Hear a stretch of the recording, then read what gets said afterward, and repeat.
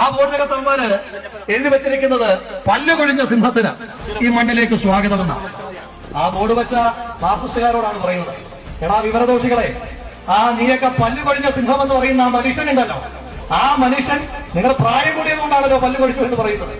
ആ മനുഷ്യന്റെ നിന്നെയൊക്കെ പ്രായത്തിൽ അയാൾ കാണിച്ചിട്ടുള്ള രാഷ്ട്രീയ പ്രവർത്തനം ഇന്ന് നീയൊക്കെ കാണിക്കാൻ ഇറങ്ങിയാൽ നിന്ന് മുള്ളിപ്പോകും.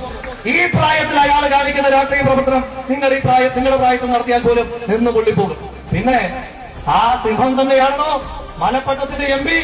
ആ സിംഹം തന്നെയാണോ നിന്റെയൊക്കെ സംസ്ഥാന സെക്രട്ടറി MP ഗോവിന്ദന്റെ ഈ തളിപ്പറമ്പിന്റെ MP?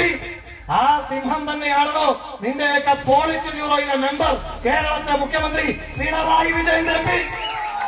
ആ സിംഹം തന്നെയാണോ നിന്റെയൊക്കെ കേന്ദ്ര കമ്മിറ്റി അംഗം 60,000 വോട്ടിന് ജയിച്ച ശ്രീമതി KK ശൈലജയും MP ആക്കിയ സുധാകരൻ തന്നെയാണ്.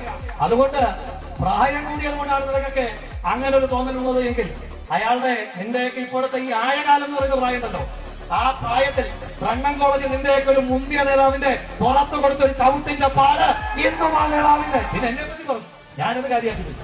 എന്തോ വ്യാജനം, നാടയില്ലടാ നിനക്കൊക്കെ. 1.5 വർഷമായിട്ട് ഏത് വാഴയാടാ കേരളത്തിന്റെ ആഭ്യന്തരമന്ത്രി?